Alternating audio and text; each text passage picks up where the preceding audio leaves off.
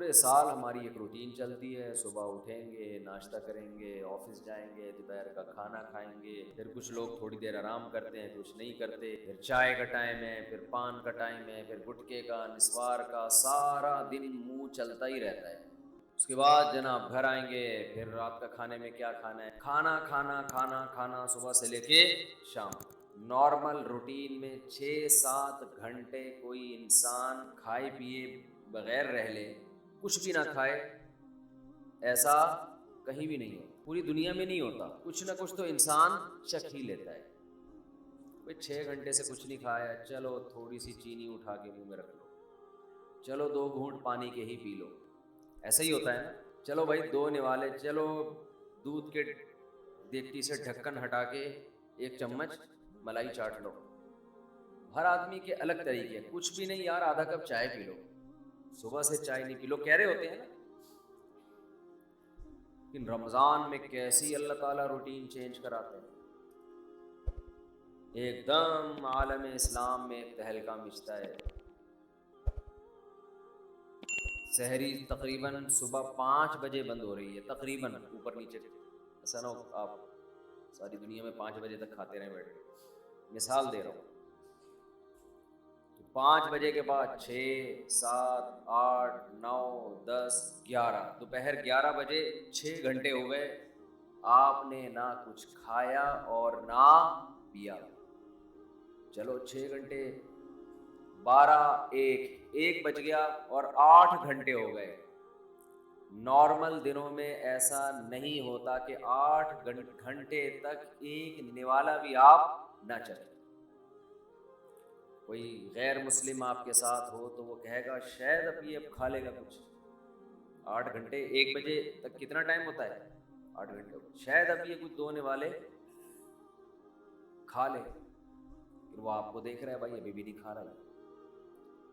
ویسے تو جائیدادیں کھا جاتا تھا، ہے بھائی، جو چیز کھانے کی نہیں بھی ہوتی تھی وہ بھی کھاتا تھا، اور اب پتہ نہیں کیا ہو گیا اس کو۔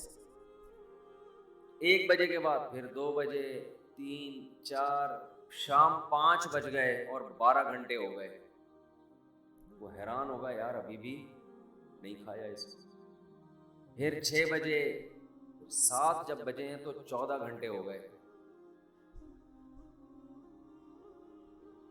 ہو سکتا ہے کوئی غیر مسلم آپ کے ساتھ ہو، دیکھے کہ بھئی آج شاید اس کو کھانا نہ ملا ہو، ایک دن برداشت کر لیا اس نے، 14 گھنٹے تک نہ کھایا اور نہ پیا۔ شاید کچھ شوگر لیول کم کرنا چاہتا ہو، یہ کسی ڈاکٹر نے مشورہ دیا ہو کہ آج تمہاری آنتوں میں کوئی سوزش ہے، کوئی پرابلم ہے، تو 14 گھنٹے تک مت کھاؤ۔ اس کے بعد آپ نے کھایا، وہ الگ بات ہے، پھر ایسا کھایا کہ پولیس بھی آپ کو نہیں روک سکتی۔ پھر کیا ہوا ہے کہ آپ سارا دن آپ نے روزہ رکھا، اس کے بعد غیر مسلم دیکھے گا کہ شاید اب ان کے مذہب میں نماز کی آج چھٹی ہوگی، کیونکہ انہوں نے نماز سے بڑھ کر محنت والا کام کر لیا ہے۔ لیکن وہ دیکھتا ہے کہ اب یہ عشاء کے بعد اور مزید لمبی لمبی رکعتیں پڑھنا شروع کرتے ہیں، جو پورے سال میں یہ عمل نہیں ہوتا۔ اِنَّهُ يَرَاكَ حِينَ تَقُومُ وَتَقَلُّبَكَ فِي السَّاجِدِينَ۔ اے نبی، جب آپ نماز کے لیے کھڑے ہوتے ہیں وہ اللہ آپ کو دیکھتا ہے، اور سجدہ کرنے والوں کے ساتھ الٹتا پلٹتا بھی آپ کو دیکھتا ہے اللہ۔ تراویح میں کیسے رکوع میں جا رہے ہیں، پھر قومے میں جا رہے ہیں، پھر سجدے میں گر رہے ہیں، پھر سجدے سے بیٹھ رہے ہیں، پھر دوبارہ سجدے میں جا رہے ہیں، پھر کھڑے ہو رہے ہیں، پھر دوبارہ رکوع، پھر قومہ، پھر سجدہ، پھر سجدے سے۔ کوئی کھڑے ہو کر دیکھ رہا ہو جس نے کبھی یہ عبادت نہ دیکھی ہو تو وہ حیران ہوگا نا کہ یہ مسلمان پاگل ہو گئے ہیں، دماغ خراب ہو گیا ہے، ان کو ڈاکٹر نے ایکسرسائز کا کہا ہے، ایک ہی کام کیے چلے جا رہے ہیں، کیے چلے جا رہے ہیں، رکنے کا نام لے ہی نہیں رہے۔ جس نے کبھی یہ عبادت نہ دیکھی ہو تو حیران ہوگا نا یہ کر کیا رہے ہیں۔ ایسا تو کسی چرچ میں نہیں ہوتا، ایسا تو کسی مندر میں نہیں ہوتا، ایسا تو کسی یہودیوں کی عبادت گاہ میں نہیں ہوتا۔ کتنی لمبی لمبی رکعتیں ہوتی ہیں تراویح کی، تو کوئی غیر مسلم دیکھ رہا ہو کہ آج انہوں نے یہ کام کیا 14 گھنٹے، شاید کسی ڈاکٹر نے مشورہ دیا ہو، پھر دیکھتے ہیں اگلے دن پھر اٹھائیے اسی ٹائم ہے بھائی، پھر 4:45 بجے تک کھایا، اس کے بعد پھر کھانے پینے سے رک گئے، اب پھر 6 گھنٹے ہو گئے کچھ نہیں کھا رہے، 7 گھنٹے ہو گئے، اس نے سوچا اب 8ویں پہ شاید کھا لیں، 9 گھنٹے ہو گئے، 10 گھنٹے ہو گئے، 11 گھنٹے ہو گئے، 12 گھنٹے ہو گئے، 13 گھنٹے ہو گئے، 14 گھنٹے کے بعد جا کے پھر کھایا، تو وہ کہے گا یہ باولے ہو گئے ہیں، یہی کہے گا نا، ان کا دماغ کیا ہو گیا ہے یار، ایک دن ڈاکٹر مشورہ دیتا ہے، 2 دن دیتا ہے، پھر وہی تراویح،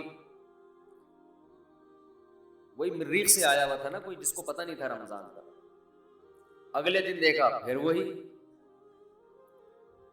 ویسے تو بڑے بدماش ہیں یہ، ایک نہیں مانتے خدا کی، لیکن اب انہیں پتہ نہیں کیا ہو گیا ہے، پھر تیسرے دن، پھر چوتھے دن، پھر 5ویں دن بھی وہی روٹین، 6ٹھے دن بھی وہی روٹین، اس نے کہا اب یہ نارمل روٹین پہ آئیں گے، کل سے ان کا ناشتہ شروع، تو 2 دن نہیں، 3 دن نہیں، 4 دن نہیں، 5 دن، 6 دن، 7ویں دن بھی ویسے ہی، 8ویں دن بھی ویسے ہی، 9ویں دن بھی 10، 11، 12، 13، 14، 15، 16، بالآخر جا کے 29 یا 30 دن تک یہی کرتے رہتے ہیں۔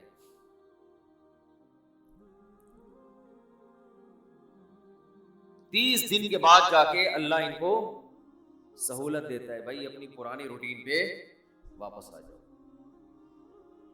یہ بھی کیا ہے، اللہ اپنے بندوں کو اپنا آپ یاد دلاتا رہتا ہے۔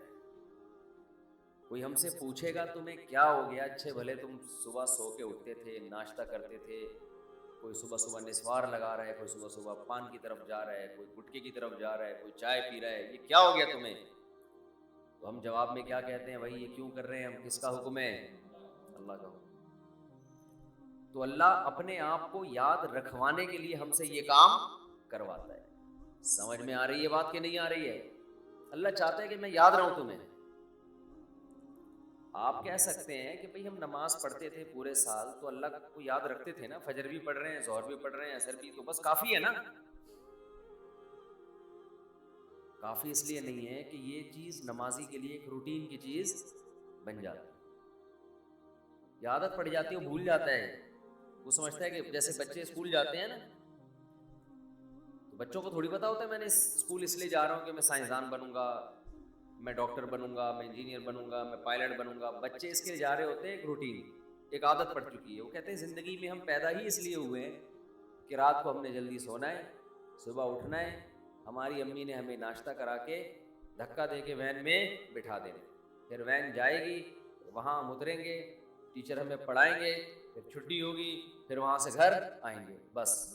تو وہ روٹین کی چیز بن جاتی ہے۔ تو اللہ تعالیٰ اپنے بندوں کو اپنا آپ یعنی اللہ یاد دلانے کے لیے عبادت کی روٹین میں چینجنگ لاتے رہتے ہیں۔ اور دیکھیں کیا کرتے ہیں اللہ تعالیٰ، نماز قضا کرنا اسلام میں سب سے بڑا جرم، اس سے بڑا جرم اسلام میں نہیں ہے۔ حج میں اللہ نے کہہ دیا کہ جب میدان عرفات میں وقوف عرفہ کرو تو مغرب پڑھنے کی اجازت نہیں، قضا کرو مغرب۔ کوئی غیر مسلم کسی نمازی کے ساتھ رہا ہو اور اس نے دیکھا ہو کہ یار یہ کبھی نہیں دیکھا اس کو میں نے زندگی میں نماز چھوڑتے، جو نمازی لوگ ہیں اگر کوئی ان کو 1 کروڑ کی آفر کرے کہ تو مجھ سے 1 کروڑ لے لے، آج مغرب کی نماز چھوڑ دے، وہ چھوڑے گا؟ کبھی بھی نہیں چھوڑے گا۔ نمازی ہوگا تو نہیں چھوڑے گا، وہ کہے گا 1 کروڑ یا 1 ارب میرے لیے کیا یہ برابر۔ لیکن وہ دیکھ رہا ہے غیر مسلم کہ یار یہ حج کرنے گیا ہے وہاں اللہ کو راضی کرنے، لاکھوں روپے خرچ کر کے، اور عرفات میں مغرب اس نے پی گیا، یہ مغرب پی گیا، یہ ہے بھائی، پڑھ ہی نہیں رہا۔ اس سے پوچھو کیوں نہیں پڑھ رہا، بھائی مزدلفہ میں جا کے عشاء کی نماز جب ہوگی تو اس کے ساتھ پڑھوں گا۔ بھائی تو کروڑوں روپے کی تجھے آفر کی تھی اور تو پھر بھی نہیں، تو نے چھوڑے تھا تو اب کیوں چھوڑ دیا؟ اب تو یہاں آیا ہی خدا کی عبادت کے لیے، تو اب تو تجھے اور خشوع خضوع سے پڑھنی چاہیے۔ جواب میں آپ کیا کہیں گے؟ بھائی اللہ کا حکم ہے۔ تو یہاں بھی اللہ اپنے آپ کو یاد کروانے کے لیے ہم سے مغرب کی نماز قضا کروا رہے ہیں۔ تاکہ احساس رہے ہم پڑھتے جب تھے نا روٹین کی وجہ سے نہیں، اللہ کی وجہ سے پڑھتے تھے. لہذا جب وہ کہے گا نہیں پڑھو، چھوڑیں گے ہم. پھر سمجھتے ہو کہ نہیں سمجھتے؟ نہیں سمجھتے نا، مسئلہ سارا یہی ہے. اگر سمجھتے ہوتے تو پہلے سے سمجھ کے بیٹھے ہوئے ہوتے. ہم یہ سمجھتے ہیں کہ یہ کلچر کا حصہ ہے، یہ رمضان اور بقرعید اور نہانا دھونا جمعے کے دن، یہ کلچر کا حصہ ہے. یہ کلچر نہیں ہے بھائی، یہ اللہ چاہتا ہے کہ میرے بندے مجھے یاد رکھیں. سب کی بیس اور روح یہ ہے کہ اللہ کو بندوں سے اتنا تعلق ہے کہ اللہ چاہتے ہیں میرے بندے دنیا میں جانے کے بعد مجھے بھولیں نہیں.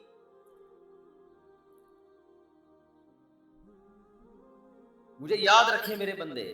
تو ہر وہ چیز جو آپ کو اللہ یاد کرواتی رہے گی، اللہ کی نظر میں اس چیز کی ویلیو سب سے زیادہ ہے.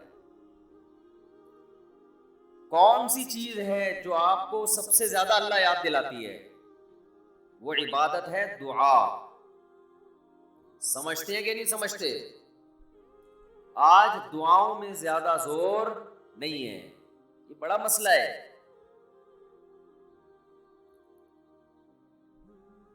بھائی کچھ نہ کچھ وقت نکال کے ہاتھ اٹھا کے اللہ کے سامنے گڑ گڑایا کریں. آج ہم لوگوں نے دعائیں مانگنا چھوڑ دی. جب انسان اللہ کے سامنے دعا مانگتا ہے وہ اللہ سے باتیں کرتا ہے. اگر توجہ سے دعا مانگے، دعا ایسی چیز ہے کہ یہ اللہ اور بندے کا جتنا مضبوط کنیکشن بناتی ہے، اتنا کنیکشن دنیا کی کوئی اور عبادت نہیں بناتی.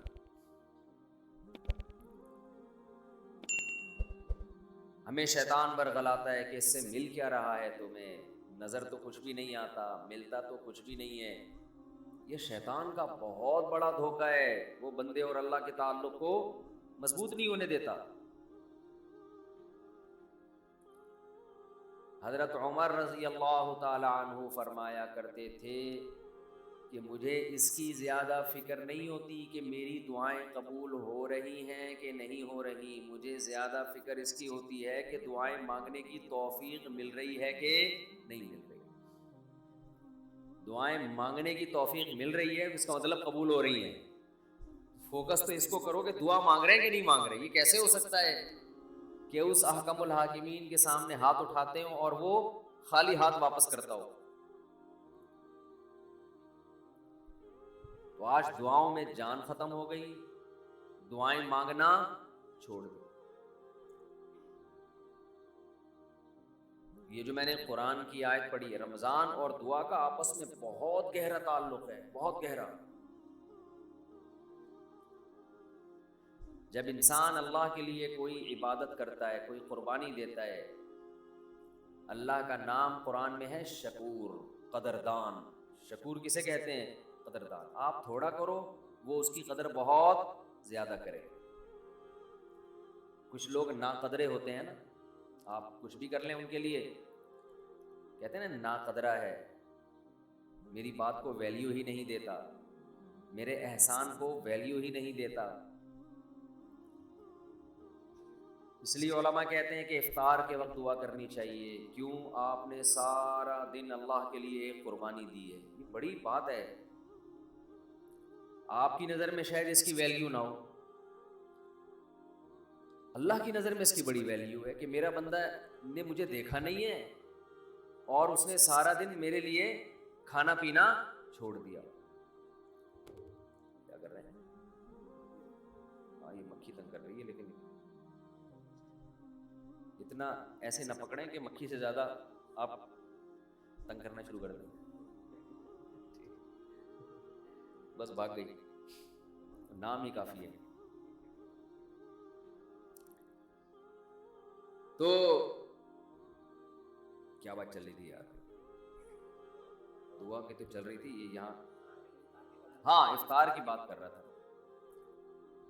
تو ہم اس کو شاید ہلکا سمجھتے ہوں، لیکن اللہ کی نظر میں یہ ہلکا عمل نہیں ہے. اللہ کہتے ہیں مجھ پر ایمان رکھتے ہیں، مجھے مانتے ہیں. اگر اللہ کو نہ مانتے ہوتے تو کوئی کسی کے کہنے پر کھانا پینا آج کل تو لوگ ڈاکٹروں کے کہنے پہ نہیں چھوڑ رہے. ڈاکٹر کہتا ہے کہ آپ کو نقصان دے گا کھانا پینا, آپ ڈائٹنگ کرو, مت کھاؤ, پھر بھی کھا رہے ہیں لوگ کہ مر جائیں لیکن کھانا نہ چھوڑیں. یہ کتنی بڑی اللہ کی رحمت ہے. اللہ تعالیٰ پورے رمضان میں ہم سے کھانا پینا چھڑوا دیتے ہیں, توفیق دے دیتے ہیں. تو میرے اور آپ کے دل میں شاید قدر نہ ہو, لیکن اللہ تو قدردان ہے, وہ اس عمل کی بہت زیادہ قدر کرتا ہے. اس لیے کہتے ہیں کہ افطار کے وقت دعائیں قبول ہوتی ہیں, تضرع کا وقت ہے, عاجزی کا وقت ہے. تو دعائیں خوب کثرت سے کیا کریں. دعاؤں میں عاجزی, گڑ گڑانا, لجاجت کرنا. نبی صلی اللہ علیہ وسلم نے فرمایا دعا رو کے مانگو, اور رونا نہ آئے تو رونے جیسی صورت بنا لو, صورت بنا لو رونے جیسی. ہمارے نبی نے ہمیں, کیونکہ اللہ کے سفیر ہیں نا, اللہ کا پیغام لے کر آئے, تو ہر چیز میں ہمیں گائیڈ کر دیا ہے. غیر مسلم کے پاس نہ مانگنے کا طریقہ ہے, کس سے مانگنا ہے یہ بھی نہیں پتا, کیا مانگنا ہے یہ بھی نہیں پتا. کبھی ادھر جا کے مانگ رہا ہے, کبھی ادھر جا کے مانگ رہا ہے, یہ بھی نہیں پتا مانگنا کس سے, کیسے مانگنا ہے. کوئی یوں مانگ رہا ہے, کوئی کسی اور اسٹائل سے مانگ رہا ہے, یہ بھی نہیں پتا. کون سے ٹائم پہ مانگنا ہے جس میں قبولیت کا امکان زیادہ ہے, یہ بھی نہیں پتا. تو اللہ کے حبیب صلی اللہ علیہ وسلم نے ہمیں یہ بھی بتایا مانگنا کیا ہے, یہ بھی بتایا کس ٹائم پہ مانگنے کی فضیلت زیادہ ہے, اور یہ بھی بتایا مانگنا کیسے ہے, دل کی کیفیت کیا ہونی چاہیے, ظاہر کی کیفیت